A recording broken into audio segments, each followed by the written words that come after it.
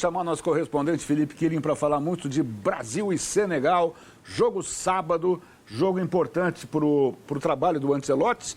Só que eu acho que nesse momento Felipe Quirin está com um olho no peixe e outro no gato. Porque no estádio de Wembley, nesse instante, nós temos 23 minutos e a Inglaterra vai vencendo a Sérvia por 1-0. Acertei, Quirin. Boa noite. Acertou o gol do Saka. Boa noite. Boa tarde para vocês. Inglaterra já está classificada para a Copa, né? Está liderando o grupo. Salvo engano, a Albânia está na segunda posição, porque a classificação europeia funciona assim, né? São os grupos divididos em 5. O primeiro avança direto para a Copa e aí o segundo participa de uma repescagem. A Inglaterra está classificada. Bom, o Brasil hoje tomou um olho e meio meu, viu, Kaká? Porque a gente foi acompanhar o treino no CT do Arsenal, apenas 20 minutos, mas a gente quer saber qual que é o time titular que o Ancelotti pretende levar a campo contra Senegal. A gente só tem acesso aos primeiros 15, 20 minutos, mas informações de bastidores dão conta que ele acabou treinando também, um teste também, com o Militão na direita, no lugar do Wesley. Então talvez ele queira uma defesa mais protegida. O Alex Sandro já é um cara que defende mais, o Wesley é um cara que sai mais, ele testou os dois, tá? Não se sabe ainda qual que ele gostou. Amanhã tem coletiva do Ancelotti no Emirates, palco da partida, e talvez ele dê mais indícios aí desse time que vai entrar em campo contra a forte seleção de Senegal, que vem de 5 vitórias consecutivas, 15 gols marcados nesses 5 jogos, ganhou da Inglaterra na metade do ano aqui por 3-1, e é um dos poucos times do mundo que o Brasil nunca venceu, um empate e uma derrota. Hoje, 2 atletas conversaram com os jornalistas, o Vitor Roque e também o Alexandro. Vamos ouvi-los. Bem, eu sempre disse que a seleção brasileira sempre foi privilegiada sobre a quantidade de jogadores de certas posições. E na lateral sempre foi assim. Se pegar as últimas convocações, passaram, principalmente nas laterais esquerdas, vários jogadores de qualidade que poderiam estar aqui hoje. E falando, enfim, um pouco do meu momento, me sinto bem, me sinto em um bom momento. Obviamente, como você falou, essa experiência pode ajudar o grupo, mas assim como os jogadores mais jovens também, às vezes ajuda mais a experiência do que a experiência a eles, porque eles trazem uma nova energia e essa nova energia ajuda a nós também. As vagas estão abertas, então é continuar. E claro, vieram vários jogadores na posição, talvez o Mister pode ter 1 ou 2 ali e possa ser que leve o terceiro. Eu acho que eu fui para a Europa muito cedo também. Aprendi muito e, claro, penso da mesma forma. Voltar ao futebol brasileiro não é um passo atrás, muito pelo contrário. Às vezes tem que dar um passo atrás para dar 2 para frente, né? E o Luiz Henrique foi a prova também, que voltou, ganhou títulos e espero seguir o mesmo passo, voltar a ganhar títulos também. E o Kaká, claro que existe sempre uma cobrança por vitória, né? O Brasil tem que tentar sempre ganhar os jogos, mas o Ancelotti já deixou claro, os jogadores também, que esses 2 amistosos aqui na Europa são para fazer testes. O Brasil vai pegar uma seleção de Senegal e também depois pega a seleção da Tunísia em Lille. Então o Ancelotti tem que equilibrar minutagem, que ele precisa dar a alguns jogadores que quer olhar de perto, entre eles o Vitor Roque, mas também dar ritmo àqueles que ele vê como titulares. Já tem uma espinha dorsal formada, né, com o Marquinhos, o Casemiro, o Bruno Guimarães, o Vinícius Júnior. Então ele tem que encontrar esse balanço. Mas é claro que sempre existe uma cobrança por vitória. Mas o próprio Ancelotti já deixou claro: queremos fazer testes. O Brasil perdeu para o Japão pela primeira vez no futebol profissional. Sim, o Brasil não queria ter perdido, mas aquele jogo importante foi testar um 4-3-3, testar outros jogadores. Foram 8 mudanças em relação àquela equipe que goleou a Coreia do Sul. Então é isso, a gente vai pegar uma seleção de Senegal muito forte, mais entrosada do que a do Brasil, com atletas que atuam nos principais campeonatos europeus. Não será fácil, o Brasil, pela história e pela camisa, é favorito, evidentemente, mas a intenção do Ancelotti não é simplesmente entrar para ganhar. Ele tem outras intenções também nessas partidas. O Quilin, a gente mostrou só um recorte da participação do Vitor Roque, mas na entrevista ele chega a pedir desculpas se é que ele feriu alguém, cometeu algum delito passível de punição pelo STJD, porque ele está para ser julgado aqui no Brasil. Ele chegou a falar sobre isso, né, Quilin?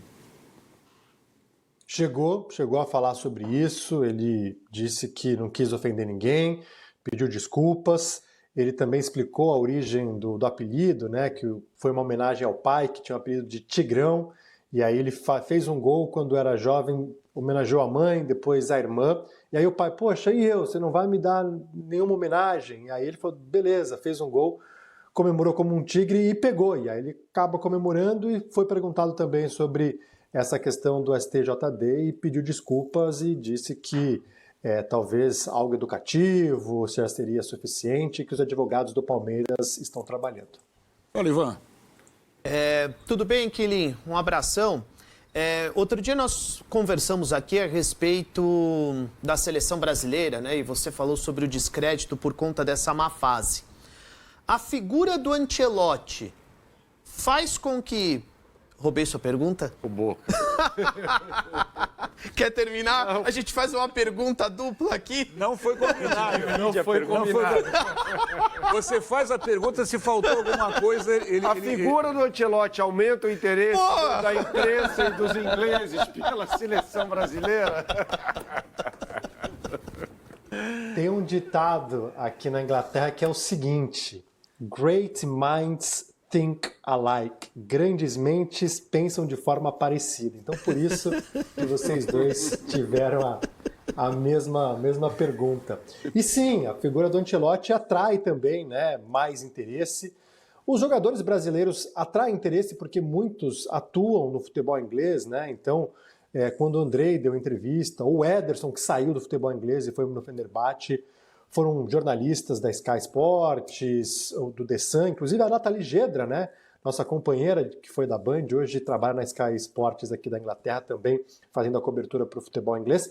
Mas o Ancelotti tem uma história, né? Aqui, treinando o Chelsea, o Everton. Então, sim, hoje eu diria que o Ancelotti é o nome mais conhecido da seleção brasileira. O Neymar não está aqui, né? Muitos estrangeiros gostariam de ver o Neymar, perguntam sobre ele, eu explico sobre a fase do brasileiro, mas é inevitável, ele é um jogador extremamente midiático.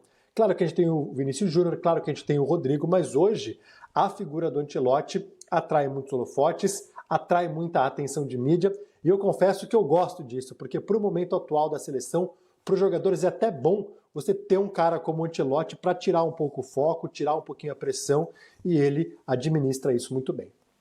Ontem você falou da procura dos ingressos, vai ser sold out, casa cheia, e qual o preço médio dos ingressos para o jogo de sábado, Quilin?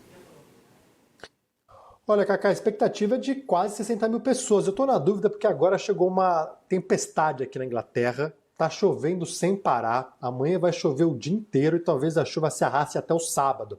Mas é aquela tempestade que vai trazer consequências no transporte público.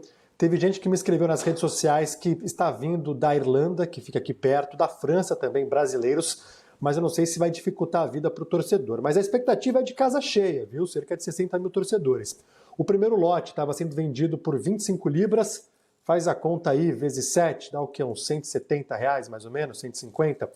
E aí, eu estava falando com outro brasileiro que comprou na semana passada, já pagou 57 libras. Para quem vive aqui e compara com a Premier League, o preço é mais barato. E aí, o salário mínimo é de cerca de 12 libras. Então, se o cara trabalhar 2 horas, já daria para comprar um ingresso para assistir esse jogo. Muito bem. O Ancelotti costuma falar na véspera do jogo. Amanhã está marcada coletiva com ele? Sim, amanhã é coletiva com o Ancelotti no Emirates Stadium, que é o palco da partida. São aquelas atividades do MD-1, que eles chamam, né? Match Day -1. Que aí você tem também a seleção do Senegal indo treinar lá, então o Ancelotti vai conversar com os jornalistas por volta das 6:45 da manhã, horário de Brasília, e aí depois, à tarde, a seleção do Senegal treina, né? Então tem a coletiva do Ancelotti, depois o treino do Brasil no Emirates. Fala, Bernardo. Fala, Quilin, um abraço a você. Você falou da Nathalie Gedra, eu ouvi outro dia o Felipe Quilin no podcast, da turma lá, do João Castelo Branco. Trabalhei com ela na Rádio Globo. Pessoal muito competente. Eles têm um podcast semanal sobre futebol inglês. E outro dia eu vi o Felipe Killing lá com a turma. Outro dia não, faz um tempinho, esqueci de mandar uma mensagem para o Killing dizendo que a participação dele foi muito legal. Killing, tem uma curiosidade em relação a esse jogo, né? O Richarlison joga no arquirrival do Arsenal, que é o dono do estádio, né? Ele joga no Tottenham. O Richarlison falou alguma coisa sobre isso? Ele deu entrevista nesses dias? Ou não, está quieto, está tranquilo, não tem nada a ver? Ele se manifestou em relação a isso? Não, o Richarlison não se manifestou em relação a isso. Ele não deve jogar como titular nessa partida contra Senegal. O ataque deve ser aquele que a gente viu contra a Coreia do Sul. Então você vai ter o Matheus Cunha, um pouco mais à frente dos volantes, né, do Casemiro e do Bruno Guimarães.